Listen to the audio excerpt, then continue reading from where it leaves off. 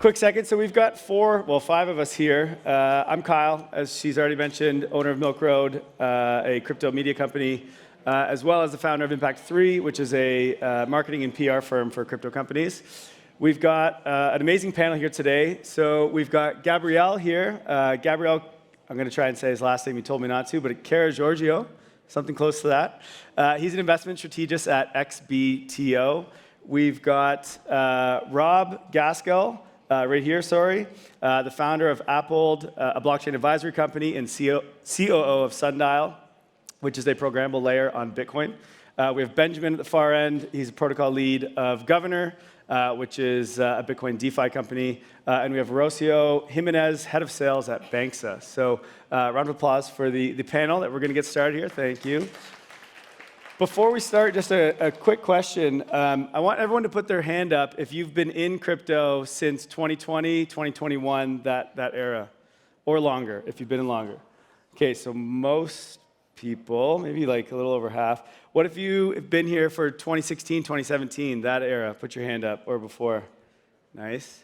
What about the 2013, 2014 era? Anyone? Two up here. One or two down there? Okay, cool. Good to know our audience. We just want to see how long everyone's been into the space for. Let's start this conversation off on markets. We're all investors here, I assume, if we're in crypto. And so why don't we start talking about the markets just a little bit here. So Bitcoin has obviously done amazing over the years, for those that have been in it for long enough. But over the last year, I would say gold has kind of stole the show, especially recently. I think gold last week hit an all-time high of, what was it, 4,300 or something like that. So it's been on an absolute tear. And Bitcoin, really, if you look at the chart, since December of last year, has been kind of around 110,000. Now, that's nothing wrong with that. Obviously, we're up a lot in the last few years. But why do you guys think gold is having such a big moment and Bitcoin is kind of just chilling out? Why don't you start us off, Ben? First of all, thanks for having me. Zebu Live is amazing. It's a great venue. Why has gold taken off? I think gold's more real for a lot of people. People have had a history of having this asset in their family, in their mindset for so many different generations. Crypto is really something that's quite new for people. We saw the hands go up in the room. 2013, 2016, 2020. The funnel gets quite narrow, so It's still really new for a lot of people. Okay. Gabriel, you got something you want to add there? Yeah, absolutely. I think the main reason is because you see over the past few months that the main concern of investors is primarily around the debasement of the dollar. And because of that reason, gold had always been seen as a safe haven kind of asset.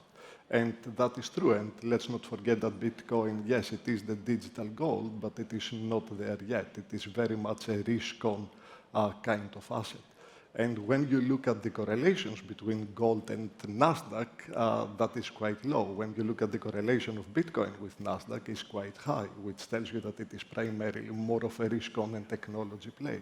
It is getting there, but I think for the dollar debasement kind of questions that we are having over the past months, that's the reason why you see this kind of flows to the gold over the past few months. We've seen the debasement trade be named now a few times, even on mainstream media. I feel like Bitcoiners have been saying this is a debasement trade for well over a decade, and it seems to just be catching on. I don't know if you have anything else you want to add around the gold debasement trade, Bitcoin side of things. Sure. I mean, what's already been said around debasement is what may be driving a lot of that, but there's also market uncertainty, the tariff uncertainty, other things that are, I think, feeding into that narrative that is making people go out and buy a lot of gold. Gold has issues. I don't want to go into that today because that's a topic for another time. But certainly, if you're investing in gold, make sure you actually have the physical gold, I would say. Don't buy certificated gold. But what we've seen with Bitcoin is that Bitcoin was on a good trajectory, but then we had this sort of big market correction and market manipulation, which caused it to, I think, to really kind of stop in its tracks a bit. Now it's back to where it was, as you said, so it's not had that run up the same way that gold has had, sat behind it. But that said, and I think the panelists will agree, Bitcoin has a solid future as internet money, as a store of value, which gold is a good store of value, but doesn't have the same transferability and movability that Bitcoin does. So you said Bitcoin store of value, but you also mentioned that it's very correlated with the NASDAQ. So when you guys speak to your clients, whether these be funds, institutions, et cetera, why are they buying Bitcoin, and what are they seeing Bitcoin as? Is it a store of value? Is it a technology play? Is it something completely different? What do you guys hear mainly when you're speaking to institutions or funds and et cetera? Gabriel, you can start. So to answer that question, I think it is important first to define the different types of clients, yes? Sure. So you have the big institutional investors like asset owners, pension funds, et cetera, who are just starting to get exposure to the asset class in general. Then you have the more risk interesting, let's say, institutional investors like family offices who already had a little bit of exposure and they want to manage it better. And then you have, guys like me and probably a lot of people in the room who want to have exposure to the asset class. All of these three, they think about allocation in Bitcoin and digital assets in a different type of way, depending on their risk profile and risk appetite. So when we are talking to pension funds and institutional investors, it's all about making them understand that not having an exposure to digital assets, it's actually an active bet that they are taking against the asset class. If you do just a back-of-the-envelope calculation, the 4 trillion market capitalization of crypto at the moment translates to about 2% of the total money circulation out there. So if you, theoretically, if you do not have 2% of your portfolio in digital assets, you are shorting the asset class. Is that a bet I would take personally? Absolutely not. If anything, I would take the opposite view. But how you get exposure for these types of investors, risk is of paramount importance. And you need to make them understand that by adding exposure to digital assets, not only they are introducing an asset that has an asymmetric profile, and what that means is that your 1 or 2% allocation will contribute significantly more than the 2% that the allocation suggests because of the asymmetricity. But more importantly, the other thing that it does is that it is diversifying the sources of risk and return, given how it is interacting with all the other asset classes. And then you can go to the other end of the spectrum and you can explain that mathematically you can justify a much, much bigger allocation, again, depending on your preference. So it's all about educating people how the asset class is interacting with the other assets that they have in their portfolio and the benefits that it brings, but also how the risks can and should be managed. Right. I want to come back to you afterwards and talk about portfolio allocation, because you said 1 or 2%. Mine's a lot higher than that. It's the Bitcoin. Rob, I'd love to get your take first, though. When you speak to institutions around the world, is it a store of value? Is it a tech play? Is it a bit of both? Why are they buying Bitcoin? So institutions that are already interacting, they've already defined it as an asset class. What we're finding sometimes when we talk to large institutions, they haven't even got as far as actually defining it as an asset class that they can actually put on any client books or allocate into any portfolios. What do I mean by that? Well, they have asset classes like FX or commodities or equities, but they really struggle to put it into any of those buckets. Yep. Some institutions are saying it's a commodity, some are saying it's FX, but it has other properties, and those properties need to be understood. But what we're seeing, though, is a genuine interest, really born out of what's happening in the US, the change in rhetoric towards the industry as a total, what's happening with President Trump and his family office now having Bitcoin inside the family office is a real indicator that institutions should be looking at this. And we've seen some large institutions, hedge funds, moving into spot Bitcoin rather than just what many people perceive as they're going into the ETFs. And there's issues why they're not going into the ETFs. Right. And it used to be 0% exposure to Bitcoin, and then it was maybe 1%.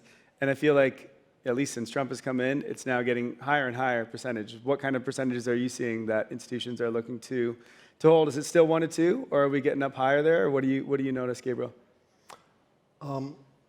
If you take some of the examples, like, for example, Mubadala, it's public information, they had already started allocating about 500 million. You have Harvard Endowment that made the announcement. Obviously, the percentage allocation is quite small. And last week, we had also the news about Morgan Stanley now also suggesting to their RIAs to target an allocation of 2 to 5%. What I can tell you is that and this is going back to an analysis that we did for a big asset owner. If you look over the past 10 years, mathematically, you can justify an allocation of up to 30% in Bitcoin. How much? Sorry, can you say 30. 30%. So 30. Okay. Yeah. Now, this is looking back over the past 10 years, yes? Of course, you can make the argument over the past 10 years, you had a realized annualized return of 70% with a 70% vol, blah, blah, blah. And also the fact that it is justifiable, it doesn't mean that people should do it because it is coming with a quite big spike in terms of the volatility and the drawdowns. So you need to have the stomach. We are saying and what we are discussing with our clients is that something is better than nothing. That is for sure. And when you look at all the different risk-adjusted metrics, the way that you see the curve changing is that effectively the moment that you go from 0 to 1, this is where you have the curve to be the steepest. Then the steepness of the curve is kind of flattening out, but it takes you all the way to 30%. So looking back, mathematically, anything between 5 and 10% actually contributes quite nicely in the portfolio. But again, you can tell me, look, over the past 10 years, you had these very, very excessive returns. What happens if you simulate a very environment that it is not beneficial for Bitcoin?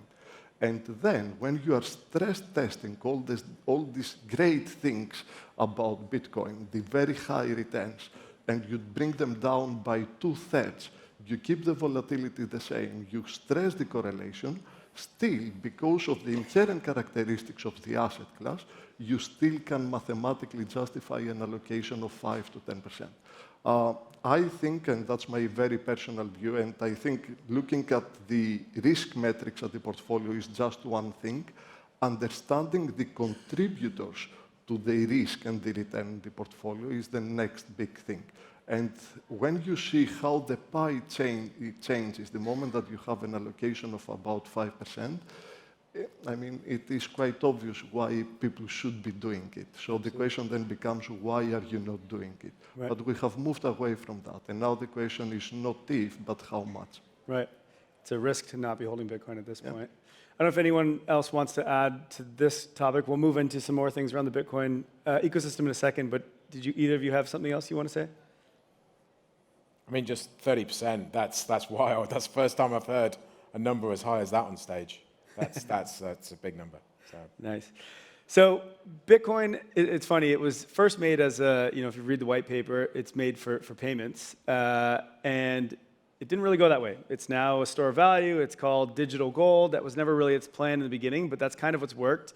It's what Michael Saylor has gone around the world teaching everyone that that's what Bitcoin is.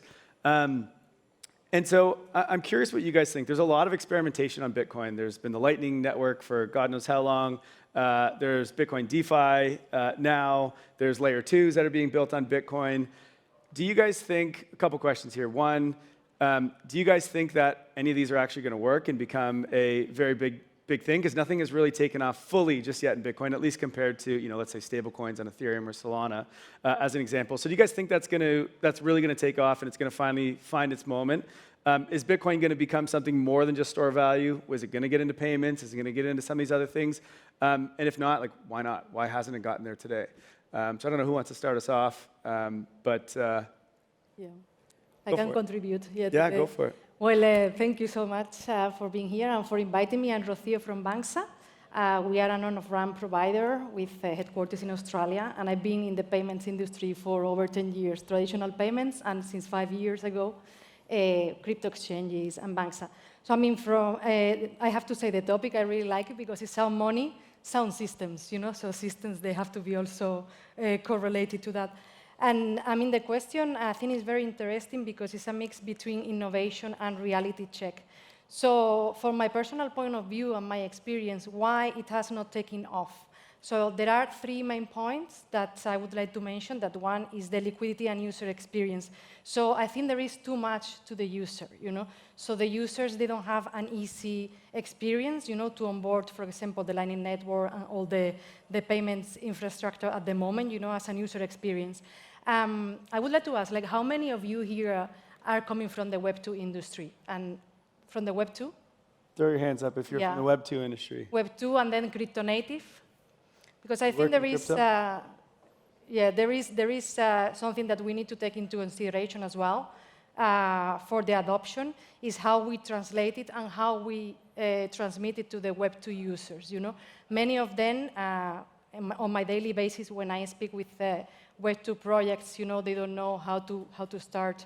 They don't trust. I think nowadays also with MiCA and all the regulation is helping to adopt the technology, and I think that is something very positive.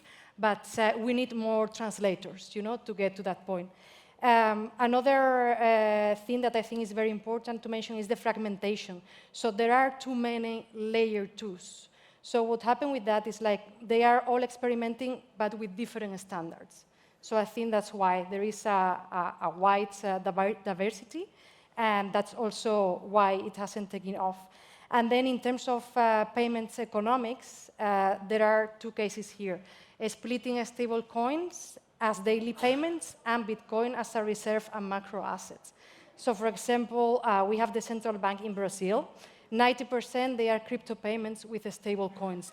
For Banxa, we are experiencing the same. So we have, I would say, 51% of the projects that I'm working with, they want stable coins, and at 20% they are Bitcoin. So they're using Bitcoin more as a store of value, as we mentioned.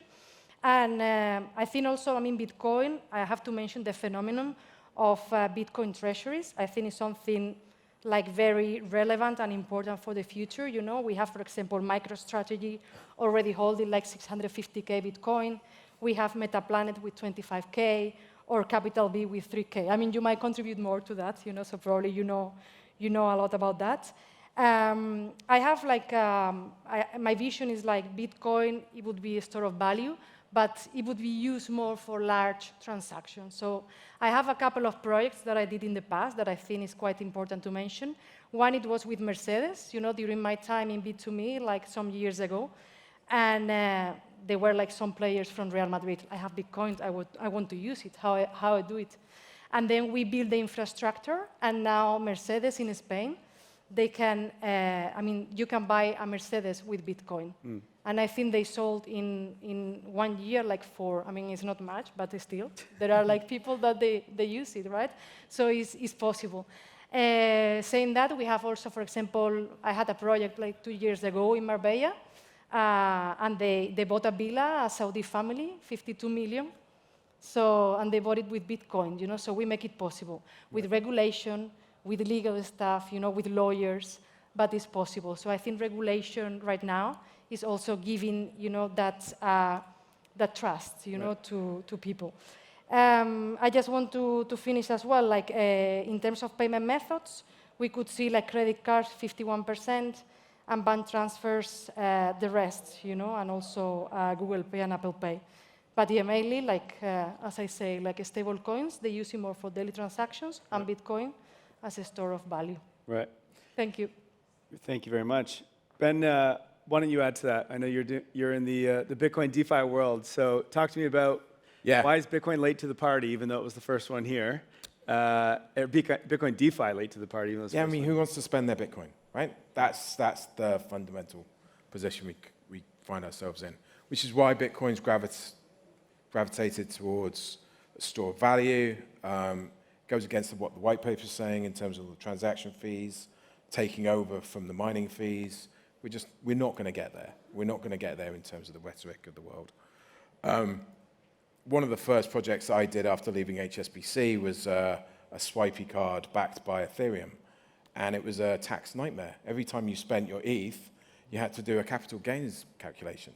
Right. So stablecoins are definitely the way forwards. What we've got to do is we've got to find a way of making sure that we can extract all of the value, or at least lifestyle liquidity, from the $2.2 trillion of Bitcoin that exists today into some kind of stablecoins. And Celsius did that very successfully before it blew up. FTX did it very successfully before it blew up. Yeah. Binance is still doing it. Ledden's doing an awful lot, and Alpha's doing an awful lot. There are an awful lot of loan products that are out there. They all fundamentally, at the moment, revert back into centralized entities, and we've all seen centralized entities fail. We've got Lehman, we've got Enron, we've got Wirecard. DeFi is the only way to do it, and so that's why permissionless DeFi on Bitcoin is really now only going to be available for really the first time, because we've had 12, 13 years of evolution in the smart contract space. And so Bitcoin not necessarily used payments, but used as collateral to get Absolutely. Stablecoins to then use those as payments. Yeah, sort of absolutely. the future that you're seeing? Yeah, 100%. I mean, we think of Bitcoin, when we talk about it within our team, as the ultimate collateral. Yeah. The ultimate pristine collateral that you don't ever really want to sell. You want to manage your own assets and make sure that you're taking governance over your own assets. So it really becomes everything that the crypto white paper tried to embody. Right. But we've got to get transaction counts up on the main chain, on the mother chain. Right. We've got things like ordinals, which are coming in, which are going to do pretty great things. The WikiLeaks guys are putting some of their documentation into ordinals. That's driving Bitcoin transactions. But using it as a payment system, as much as I love what Jack's doing with all the stuff that he's doing, it's just, for me, it doesn't work. As a settlement layer, it's too slow. As a payment channel, it's too slow. When you want your stuff, you want your stuff. You don't want to buy a coffee and hang around for 3 block confirmations. Wait, I'm cold, right? Yeah. Rob, you're also... I'm champing at this. I'm going to contest her a little bit. I mean, I think that there are some interesting initiatives going on in the Lightning space, and especially with things like Nostr. It's very nascent. Probably only a couple of people in this room have got Nostr accounts and are using the social media apps. But social media integrated into a seamless, very fast payment system, Lightning, has a chance to get going, I think. The barriers are, and Ben said it, that taxation is, in countries where you don't have a huge capital gains tax to pay on a gain in Bitcoin, they're going to be faster adopting these types of technologies than countries where we have high capital gains tax. That's a barrier to entry, I think, of turning and expanding Lightning, which many people in the space want to see a success. In terms of where we are with Bitcoin DeFi, I think it's very early stage. And why has it happened in Ethereum and Solana, and it hasn't happened in Bitcoin? Bitcoin has been a very stable network, which is why it's seen as a good store of value. It hasn't had masses of innovation put into the network to allow for some things that, say, Ethereum could do, or Solana. Very different network as well. Technically, it's not state channel, which is what the EVM space is. With Bitcoin, the only way you really can scale it, I believe, is with programmable layers, and that's one of the companies that we're founding and building out. And we feel there's going to be huge demand on that, because that generates more use cases, like Ben's company, like the asset managers on the panel and banking rails on the panel. When you start to have a programmatic layer on Bitcoin, there's so much more facility for use. And that's where I think a lot of the driving adoption around Bitcoin is going to happen and become a good sort of settlement layer, good collateral layer, and then you will see more transactions as well coming from that. You guys keep mentioning transactions, and you said you want more transactions on Bitcoin.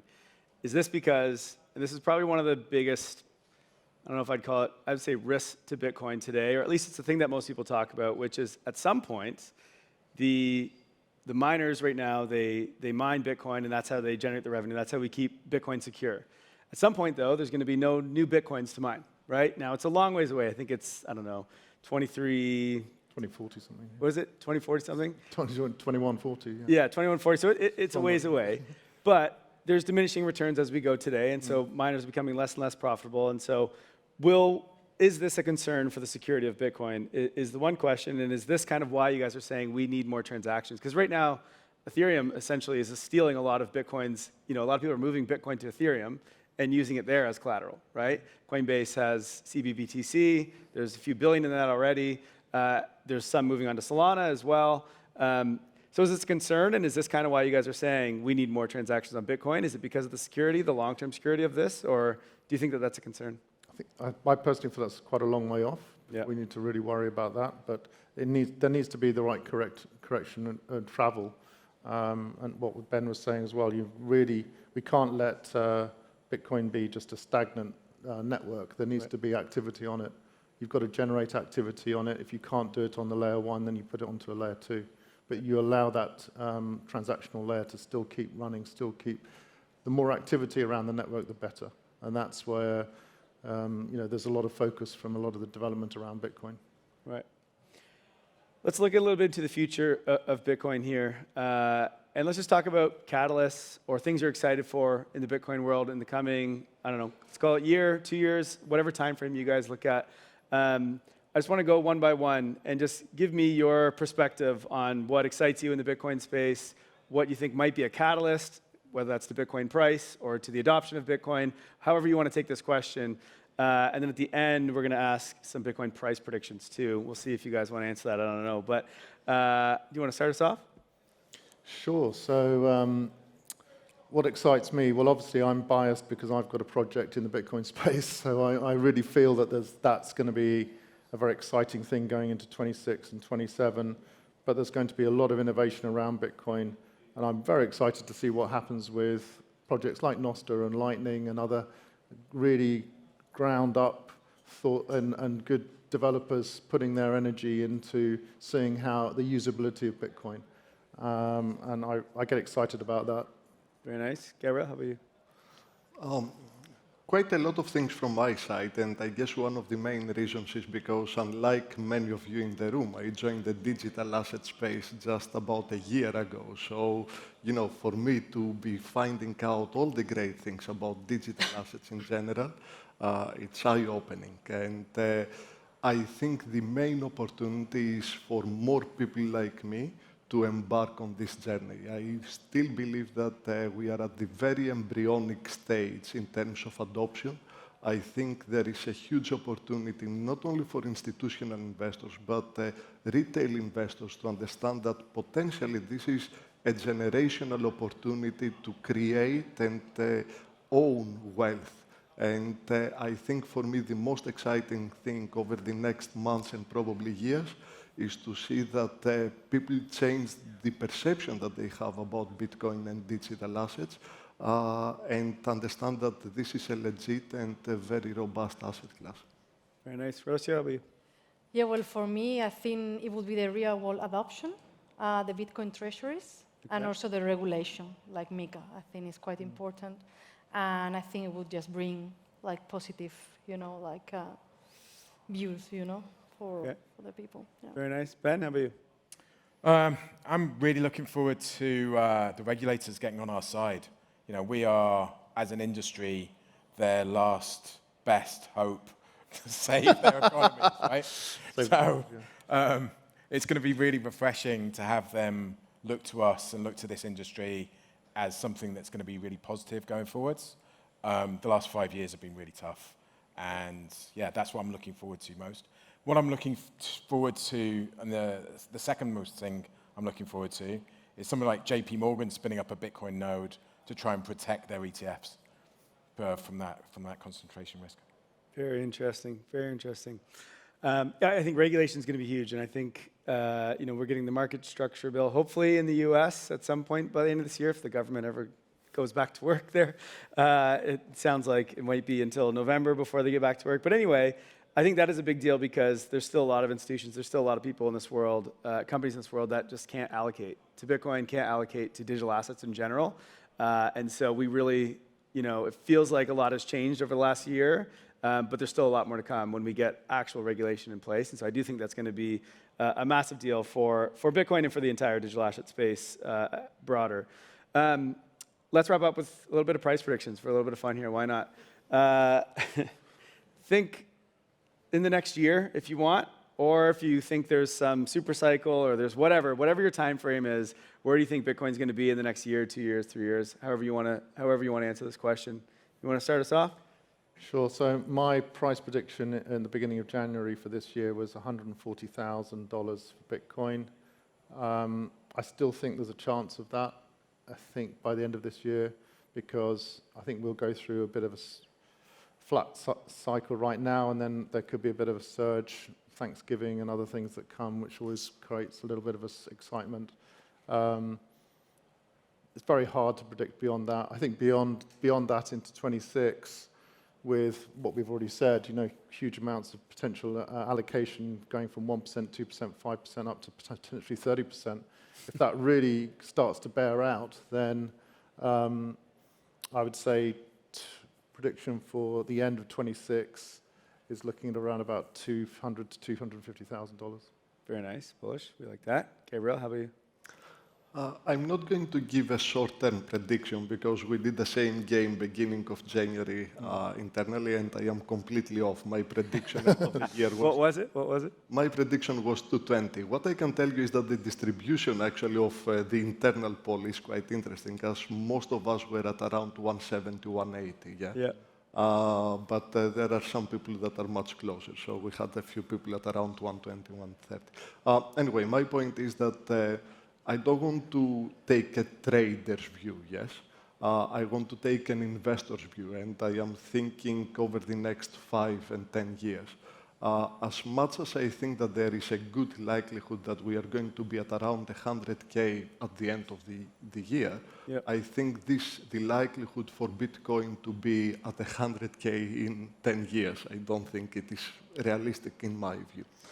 So I think the upside is there, and I think for a long-term investor who thinks of Bitcoin as a store of value and as a critical component in their overall portfolio, I think the upside will still be very, very high, and I think overall it will be outperforming all the other asset classes.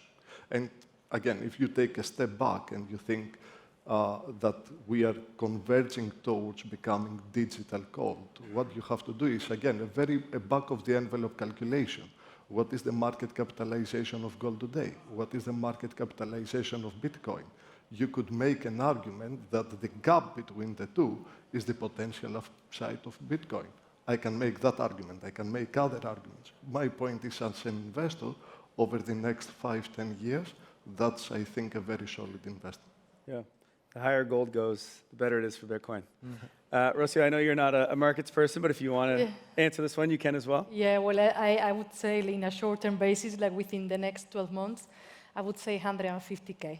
So yeah, in a long-term basis, more, but we are still adopting, so I would just Very nice. stay at this. Ben, why don't you finish this off? So I think people need to stick around for the macro conversation that Julian and Bradley's going to have following us. I'm pretty bullish. Obviously, I think we're muted in this last cycle. We're coming out. I think we'll be 180 by the end of the year and then going on to 350 by Q2 kind of next year. Where we go from there, I don't know. But in terms of this asset class, all the ETF stuff that happened back in January, Morgan Stanley have only just announced that and opened that out to retail consumers. The FCA came out with a date of October the 8th to allow people to get back into ETNs in the UK. As far as I'm aware, no ETN providers are actually opening that up to retail providers. It's going to take another couple of months before we really get that institutional bid in. Right. And of course, we've got all the interest rate cuts to kind of come through as well. which is pretty crazy given where we are in the economy at the moment. But yeah, Bitcoin and crypto are the best, fastest horses in the race at the moment. I'm well over that 30%. Yeah. Cool. The macro looks good, and with the regulation and the adoption coming, together those two can pull these numbers much, much higher. Thanks, guys, so much for this discussion. I guess coming up later is Raul Paul with doing the everything code. So if you want to hear a bullish price prediction, he'll be up, I don't know, probably in the millions or whatever. So stick around for that. But thanks, guys, so much for joining. This was a great conversation. Appreciate all you for joining us here. Let's give a round of applause to the panelists.